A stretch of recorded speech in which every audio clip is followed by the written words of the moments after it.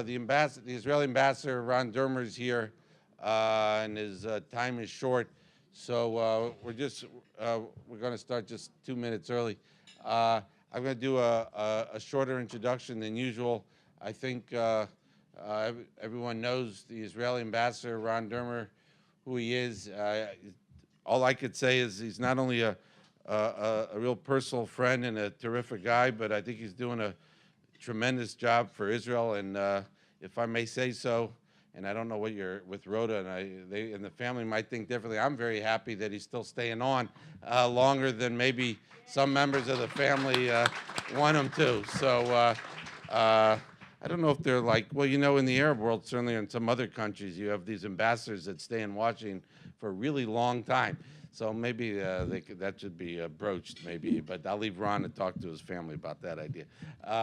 Anyway, Ambassador Dermer, thank you very much. I know your time is short, so we really appreciate your joining us today and being such a good friend of JINSA. Thank you. You know, my wife used to like you. So now after that statement, we'll see. First of all, I want to congratulate you on the terrific event last night. I don't know if you ever had such a successful event like the one you did last night, but I think it speaks volumes about the importance of this organization, and from my point of view as Israel's ambassador, specifically to work on strengthening ties between the United States and Israel, and also at the job that Michael is doing at running the organization. For me, Mike is kind of a go-to guy on a lot of the things that deal with enhancing the relationship between the United States and Israel. He's also my go-to guy on Churchill issues and also on baseball issues, but he doesn't know as much about baseball as he thinks he knows, but he's willing to talk about it anyway. I understand that the new DCM in the embassy is Benji. Where's Benji? Is he here? Benji is right here, so raise your hand so everyone sees you. That's the new name. And also Tammy Ben Chaim is here. Could you raise your hand in the back? Our new head of public diplomacy. And there's another two other people who I want to recognize. Two of the finest people I could work with. I see definitely one here. I don't necessarily see the other one. I understand he's moving around his luggage.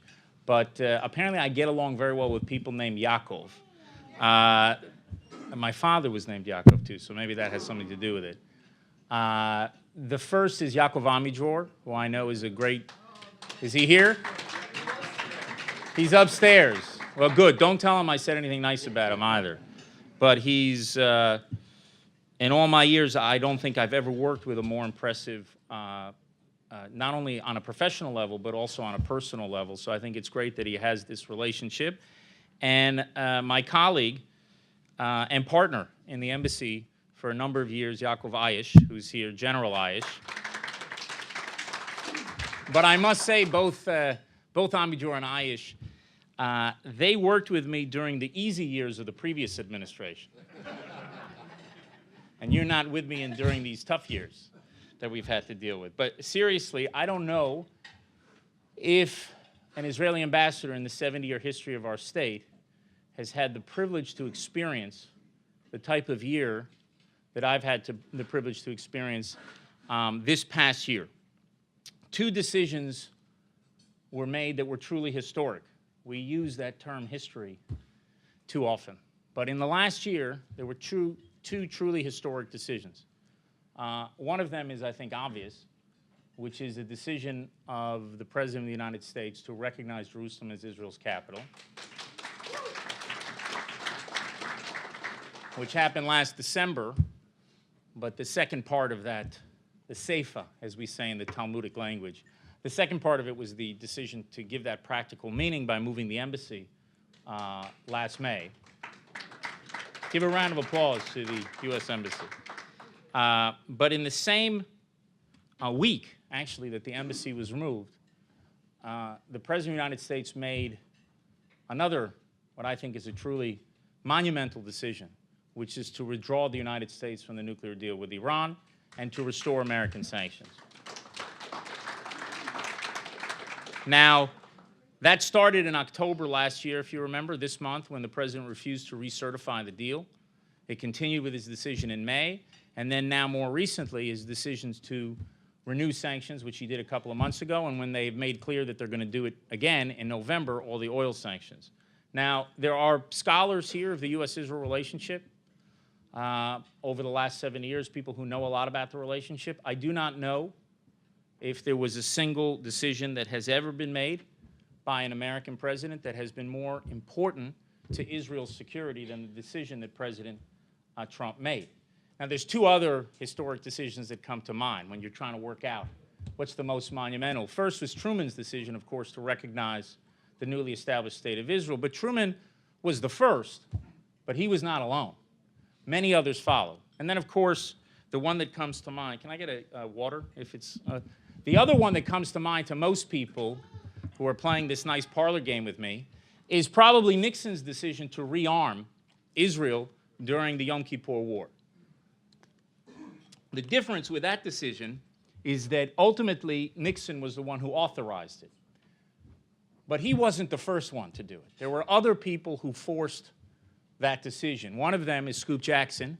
You recognize Secretary of State. The other one is Admiral Zumwalt, that some of you in the military may remember as well. And those who know the backstory of what happened in '73 know that, yes, you give the person the decision, the credit for making that decision, and Nixon did make that decision, but he was operating in a different context with a lot of other people that wanted him even to make that decision earlier.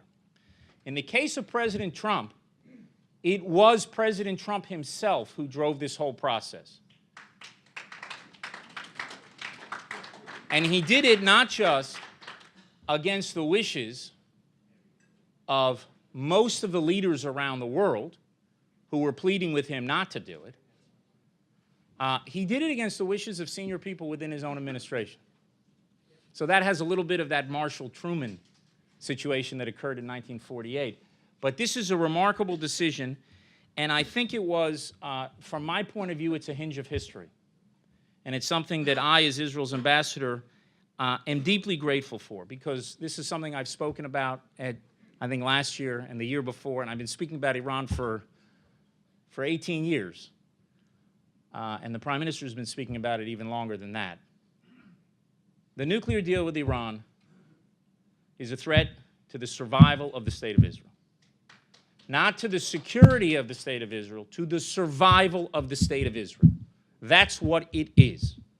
That doesn't mean that people who supported the deal want to cause harm to the State of Israel.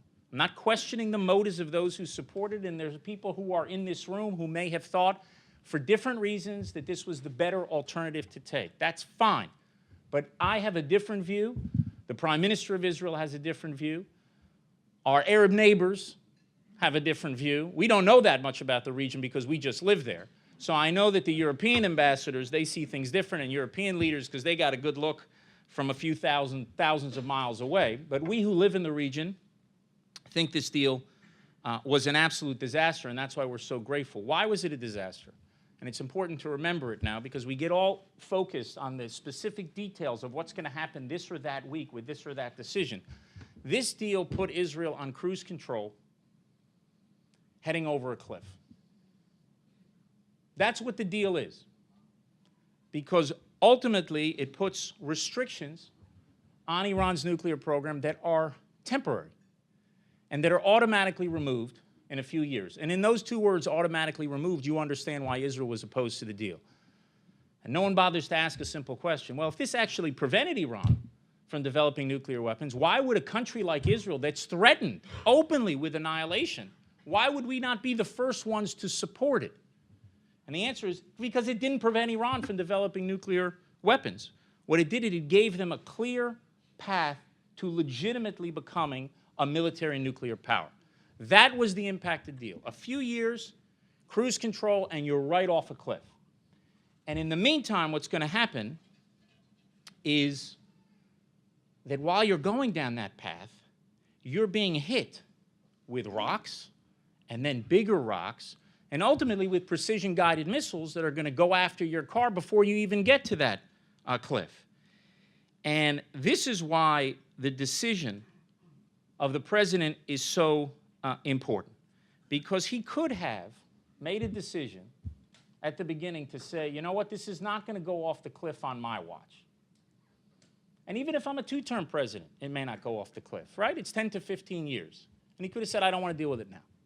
But he didn't. And he didn't necessarily have to deal with all of the dangers that we're confronting now as we get closer and closer to that cliff. But he is dealing with it. And not only did we have a deal in place as of a few months ago that will enable Iran not to sneak in or break into the nuclear club, but walk into the nuclear club. We had a deal. The price of that deal, that in itself would be a bad deal, by the way. Just that. Just a trade-off. You can't do it today, but you can do it tomorrow. That's a bad deal for the state of Israel. That on its own would have made this deal a disaster, because it would given a regime that openly calls for the annihilation of Israel a clear path to a nuclear arsenal. That in itself would make it, in my point of view, a deal that we would need to fight. But there was a price to the deal. And the price to the deal was the removal of all the sanctions. And Iran was facing a headwind of sanctions that was causing major problems and decisions that Iran had to make 5 years ago. Do we support Hezbollah or do we support the Houthis? Do we manufacture this weapon system or do we manufacture that weapon system? They had to make choices, not between guns and butter. Iranians don't make choices between guns and butter. That regime makes choices between guns and guns, or small guns and bigger guns. And they were facing this headwind of sanctions, and what happened is the sanctions are removed, and now they have a tailwind of sanctions relief. And one of the things the opponents of the deal, frankly, I think never truly understood is the extent of the money that was going to pour into Iran. Because what people argued about is this $50 million or $100 million or $150 million. There were all these numbers that were thrown around, which were the money that were frozen in the bank accounts of Iranian oil that had been sold that couldn't be repatriated back to Iran, and that money was in bank accounts. And there was a big discussion how much money was there. Are you giving them $50 billion? Are you giving 100? You give them 150. That was the signing bonus of the bad deal. That was the small money. The big money is Iran's ability to sell oil. That's the big money of the deal. When the sanctions were in place, Iran was selling 1 million barrels a day. Anyone know today what Iran is selling? Before, how much? Almost 3. Now let's do some math. You didn't think you were going to be in class this morning, but let's do some math. 2 million extra barrels, roughly. It's about 1.8, but let's say 2 million. What's the price of oil today? 80. 75. Okay, so how much of that is a day? How much money a day? 160 million. Okay? Most months, we're not in February, 30 times 160 million is how much? About $5 billion a month.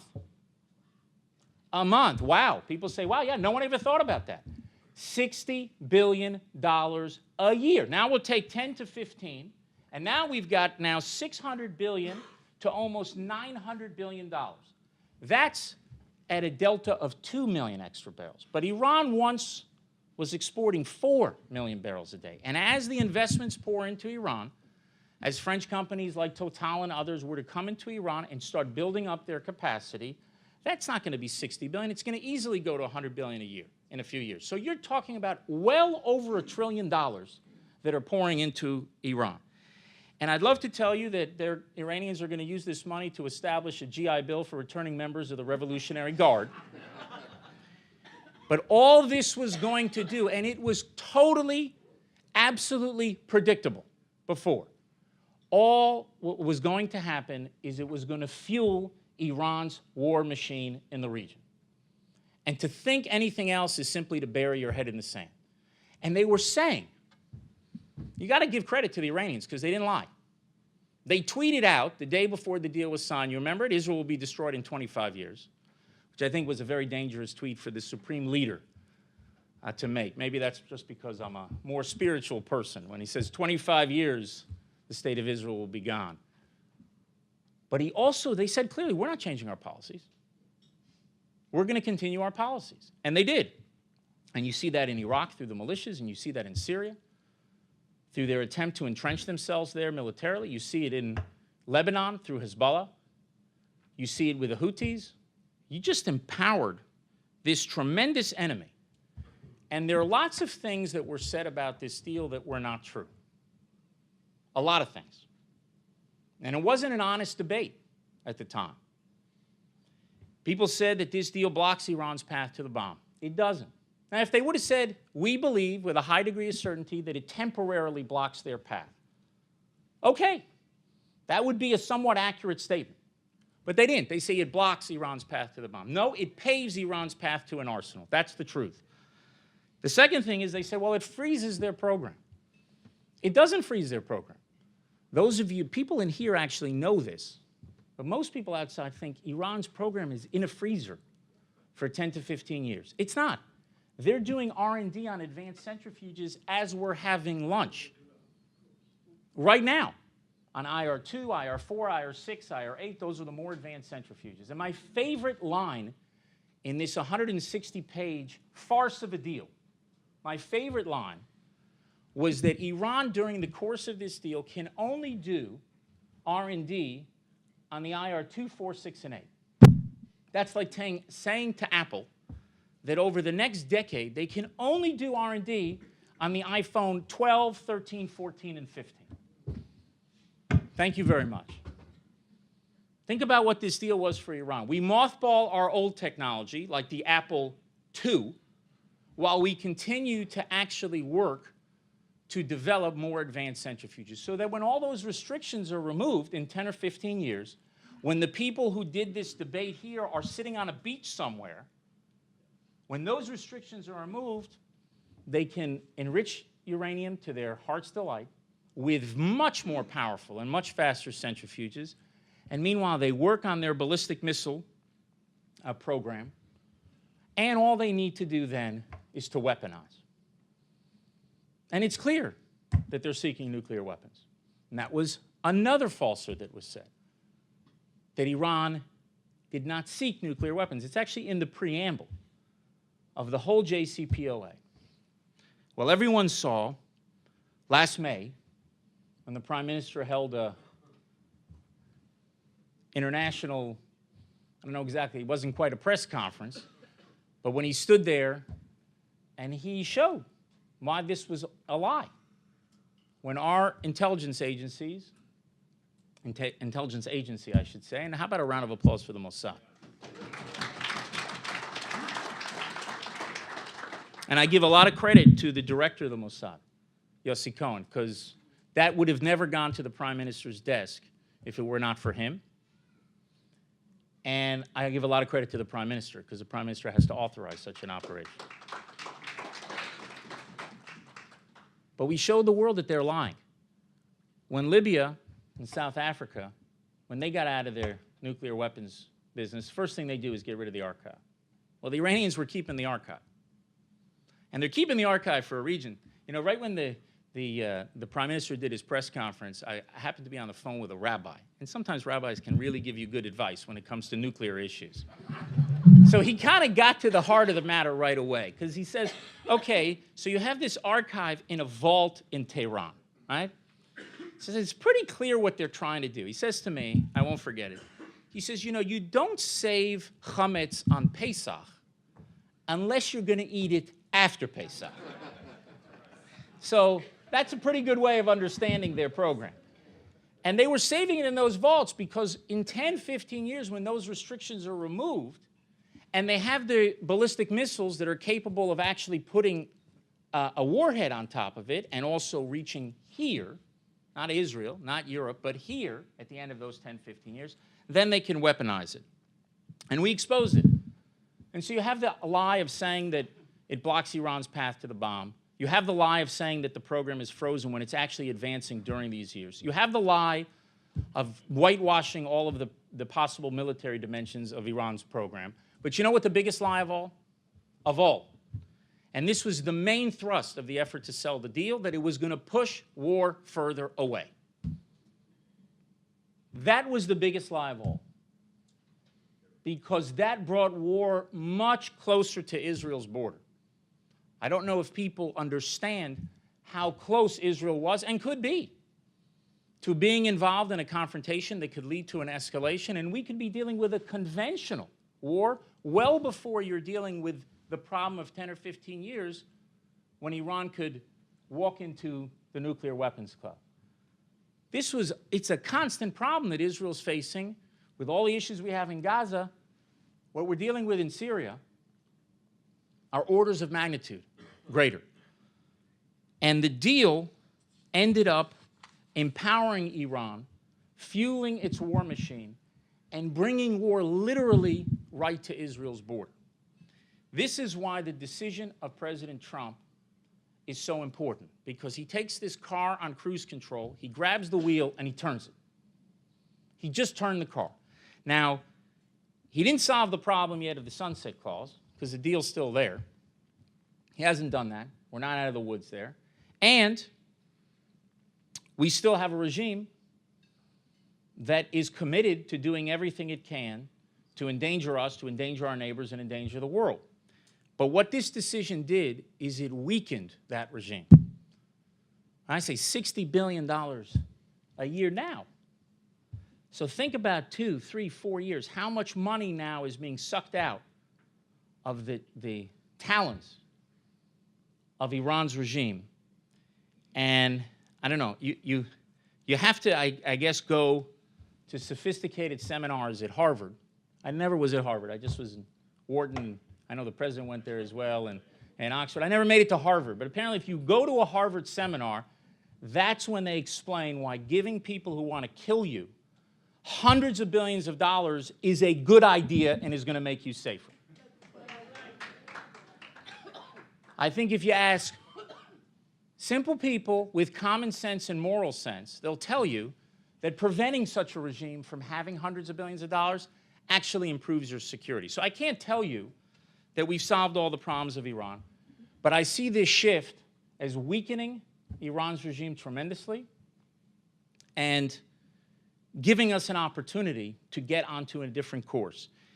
And it is literally a hinge of history. And yesterday, you asked Pompeo, what would you define it? Well, I define it very clearly. It's very clear to me what the United States is doing.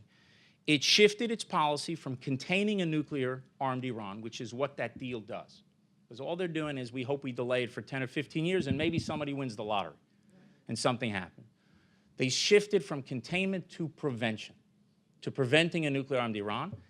And they shifted from accommodating Iran's aggression to rolling back Iran's aggression. Now, you haven't seen the full force, I think, yet of that policy, but it's clear that they have changed. And it's also clear that they have had a tremendous impact in a very short amount of time.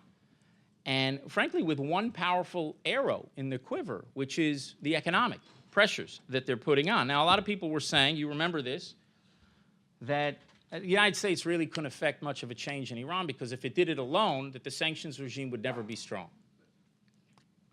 Remember that? I know it's hard to remember because it's about, what, 4 or 5 months ago, so people forget that.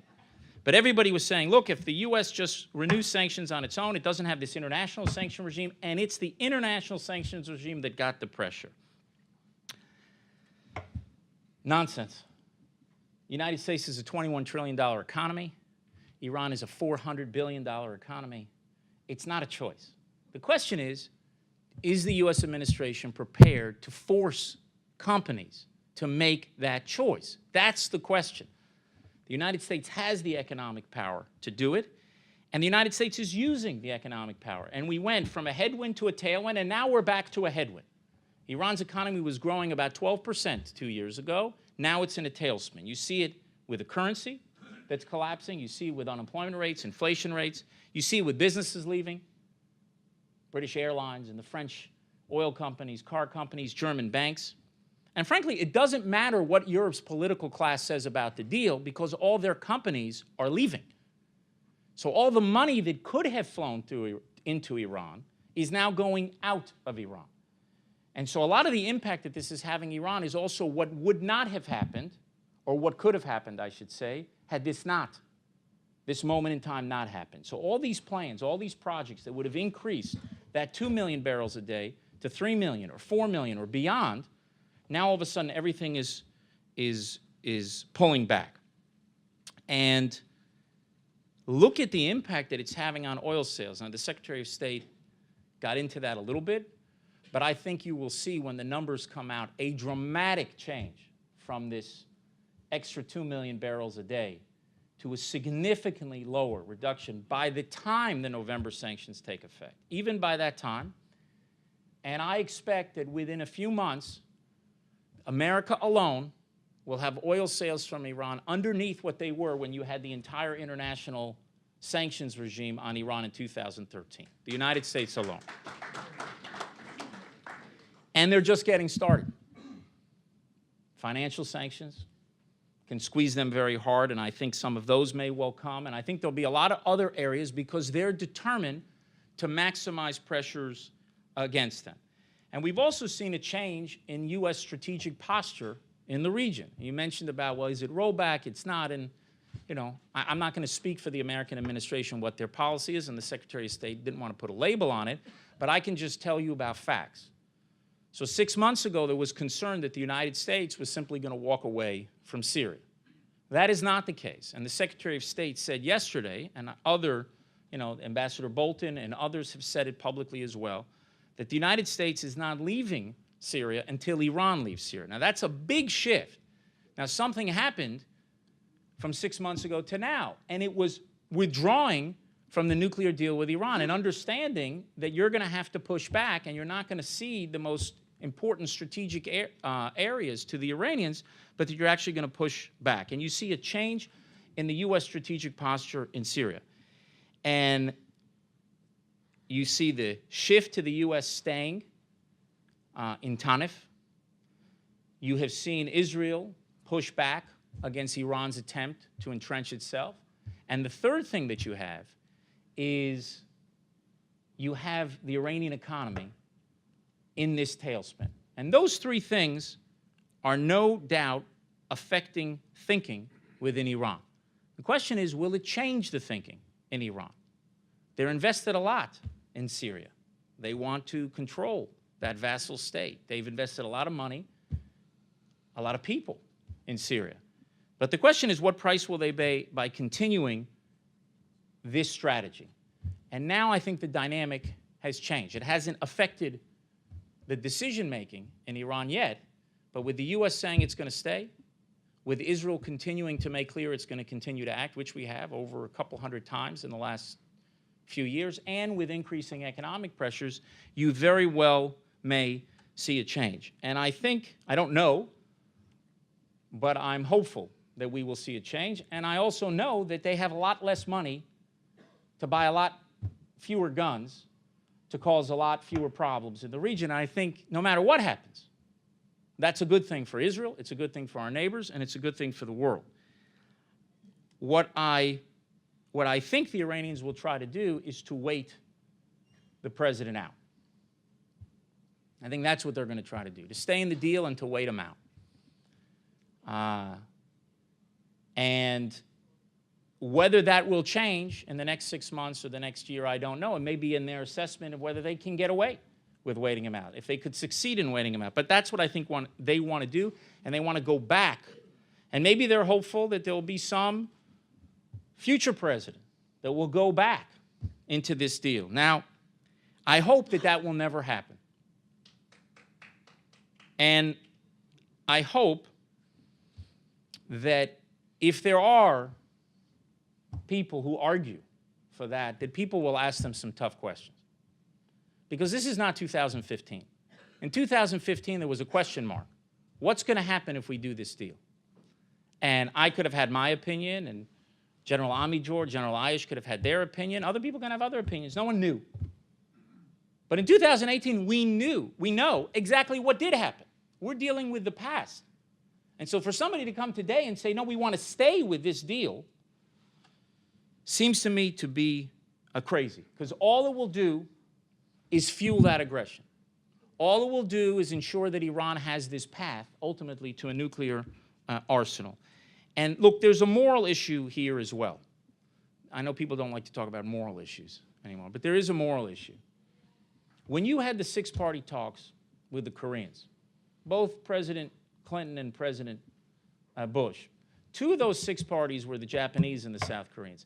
They were at the negotiating table, and they were pleading with both of those administrations to do those deals. And I think that carries moral weight, because the ones who have the most skin in the game, the ones whose lives are on the line, or at least the first line, when they're saying do that deal, that is hard for an American president to get up and say, no, I'm not going to do that. I'm going to endanger my allies right in the region.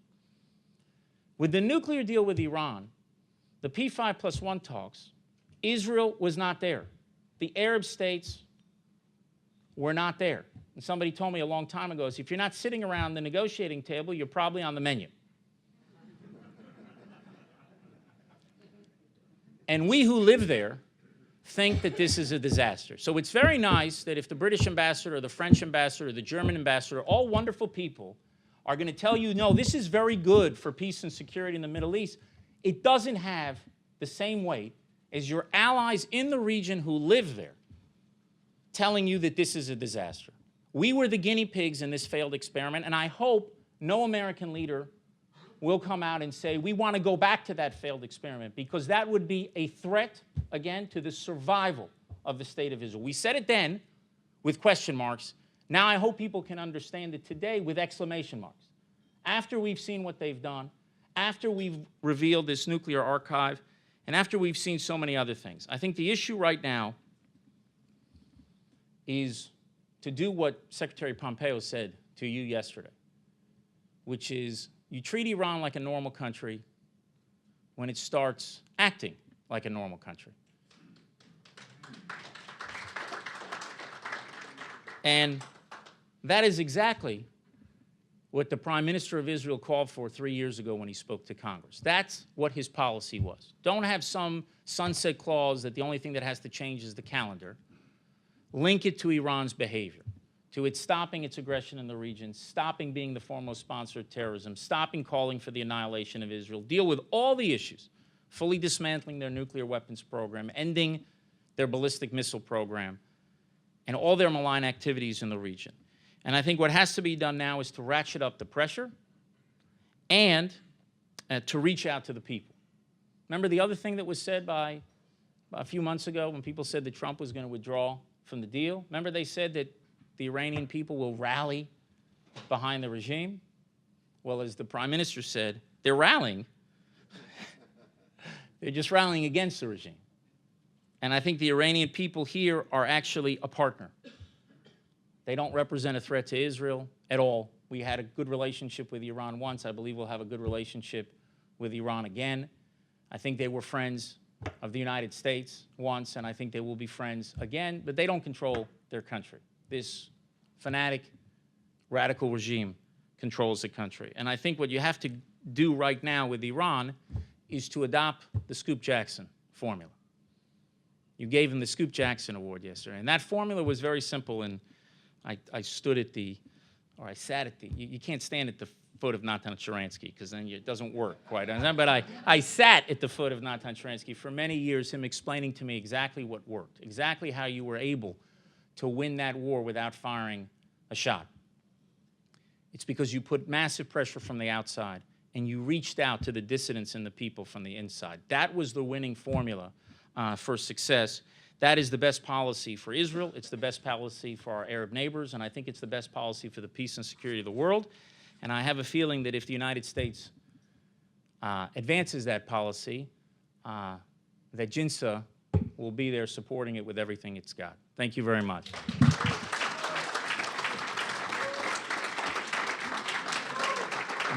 I'll take questions if you want me to. I need to listen. Oh. Yeah, we should have 10 minutes. Oh, thank you. All right, so we have 10 minutes. All right, Maury. Mr. Ambassador, would you agree that it's imperative for support for Israel in Congress must remain bipartisan? Yes, definitely. And we have to work every day to make our case on both sides of the aisle, and we do.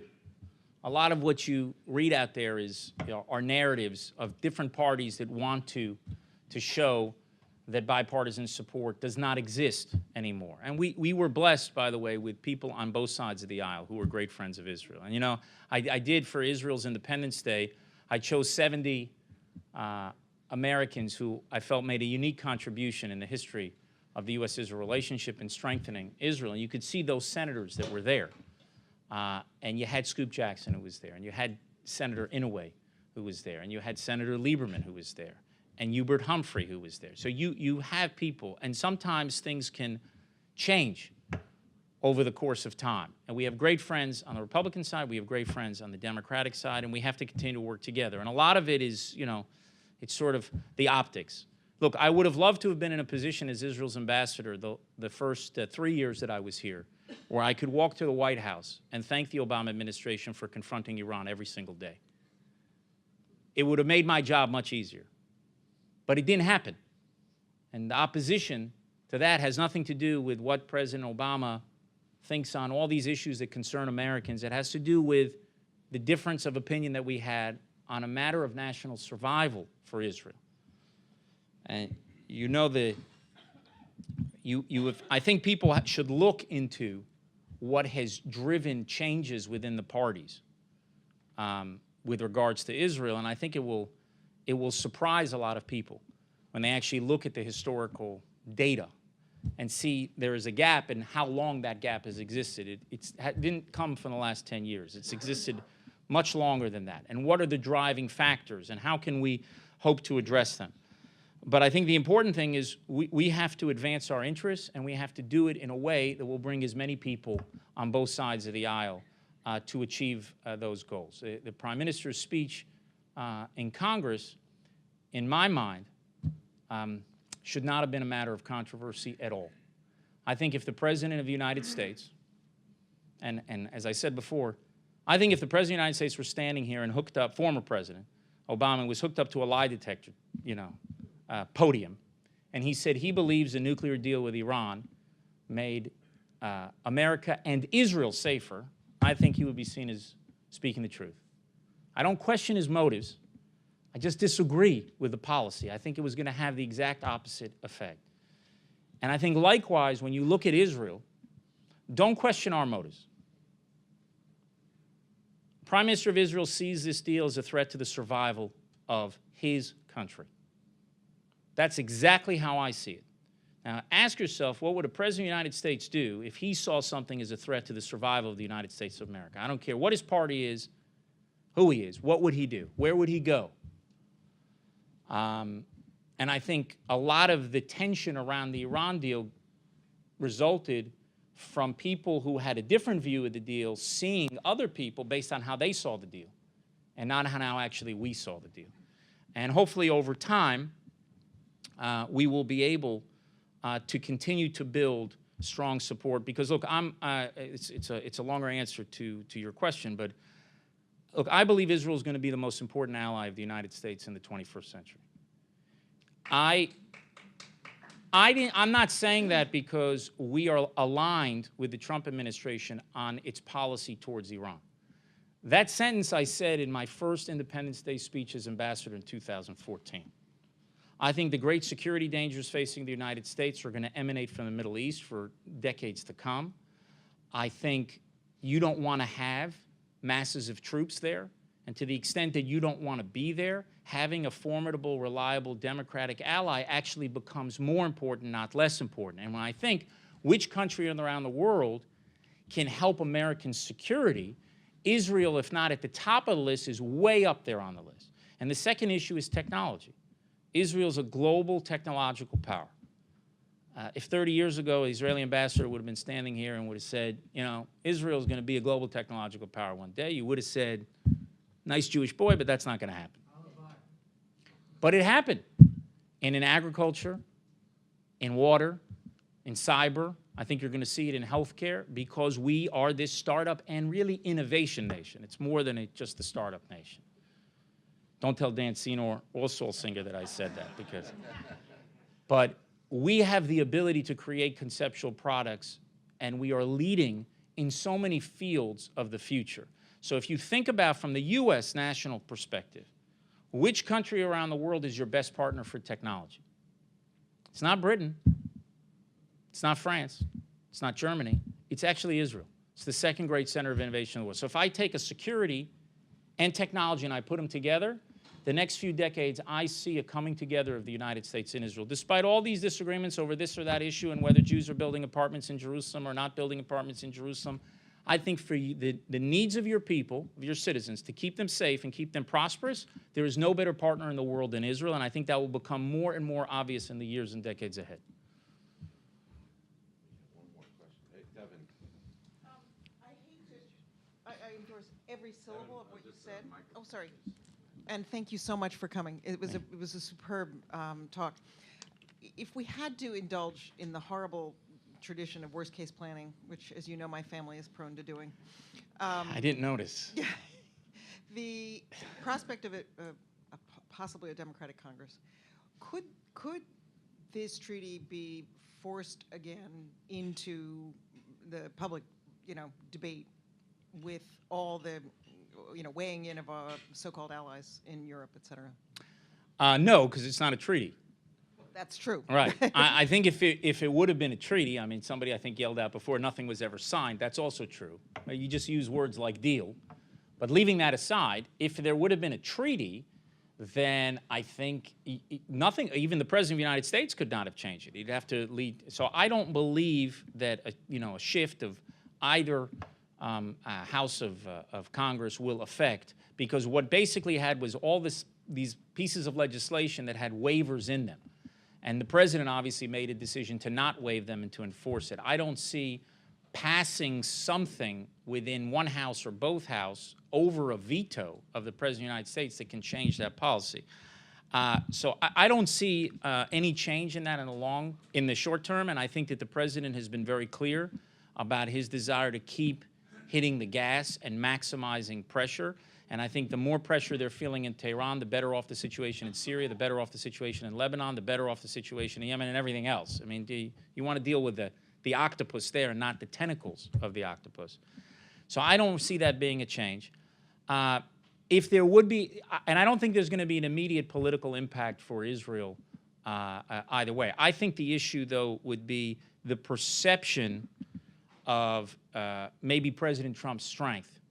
And the people who will want to wait him out might take some comfort in thinking, which may be the wrong, by the way, politically it could work just the opposite. As you know, if you have an opposition party on the other side, sometimes it can help from a political point of view.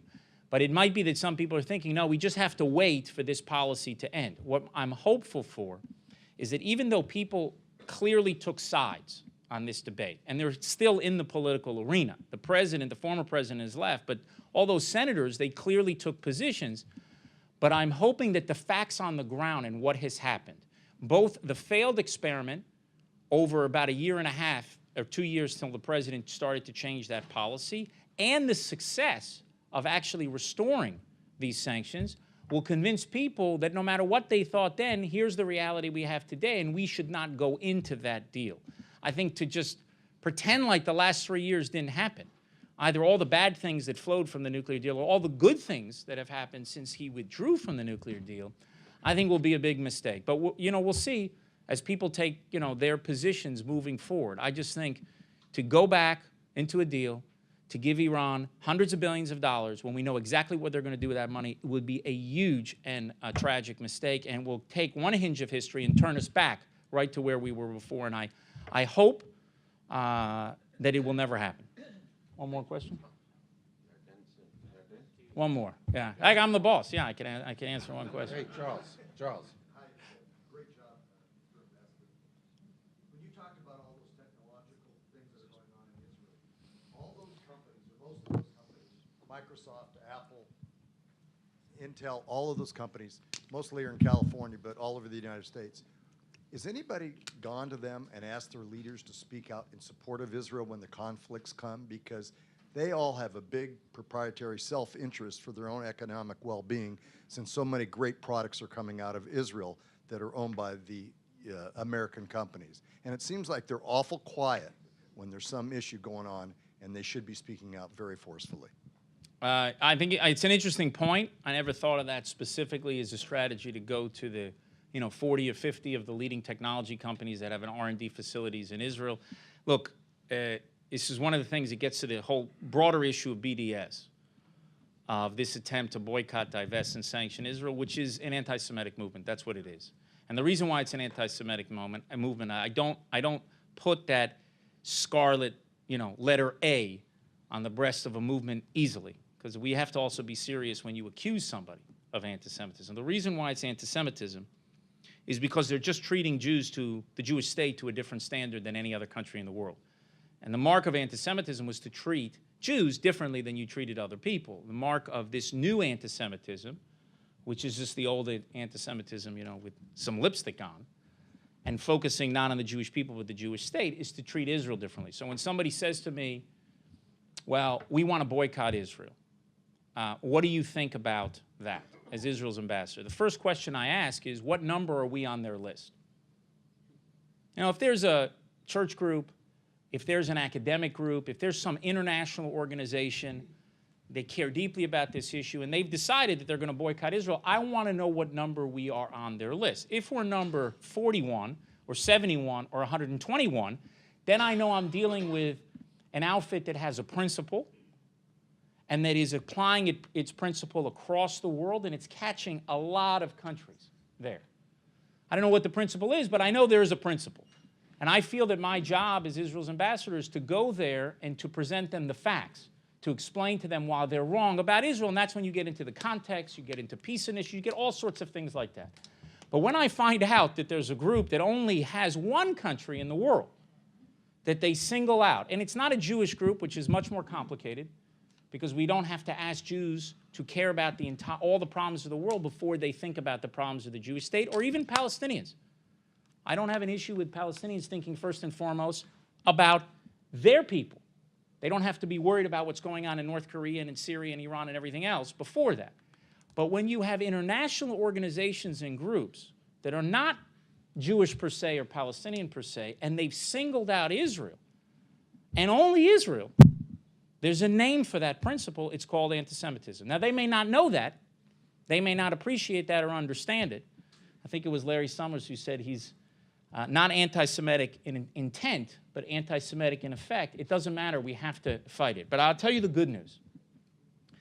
The good news is the BDS is going to have zero economic impact on Israel. And the reason why is because those companies are not investing in Israel because they're Zionists. If they were, if the reason why the Microsofts and the Intels and the Ciscos or everything else is because they got a soft spot from somebody there in the organization for the state of Israel, I'd say, we really got to fight this, because if that changes, if sort of anti-Zionism penetrates, that could have a huge impact on Israel's economy. The reason why those companies are in Israel is because they want access to our brain power and they want to make a lot of money. We have some of the most remarkable innovations in the world. We've got all these, by the way, all these people from around the world try to come to Israel. They send delegations to figure it out. They think it's in our air or in our water or something like that. Well, I'll tell you what it is. It's no one's figured it out. I'm going to say it. Unfortunately, we have the camera, so it's going to be recorded exactly what the special secret is, the special sauce in Israel. It is not capitalism. That's important, but there are other capitalist countries. And Israel started as a socialist country, and part of the change you've seen is the freeing up of Israel's economy. True, but there are other capitalist economies in the world that don't have the innovation. It's not that. It's not genius alone. Genius, I think, is pretty spread out around the world. There's a lot of geniuses. We have, in addition to now free markets and genius, we have the secret ingredient, and that's chutzpah. And I'll explain what it means. The ones who win the Nobel Prizes, right? Jews account for 25%, I think, of the serious Nobel Prizes. I don't include, generally, the Peace Prize is sometimes serious, sometimes not. We'll leave it at that. But the serious chemistry, economics, Jews account for about 25% of Nobel Prizes. We're 1/4% of the world's population. It's an astounding difference. And Israel also has a very high number of Nobel Prizes. Why? Who wins the Nobel Prize? Is it the smartest kid in the class? Not always. It's the smartest kid in the class who has the chutzpah to challenge the professor. We've got a very anti-authoritarian impulse in our country. By the way, it makes Israel impossible to govern.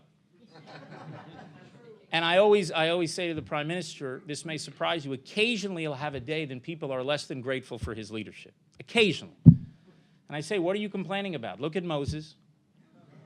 He does 10 plagues, splits the sea, goes up for 40 days and 40 nights. He's 8 hours late, gets a golden calf. We're tough people to govern.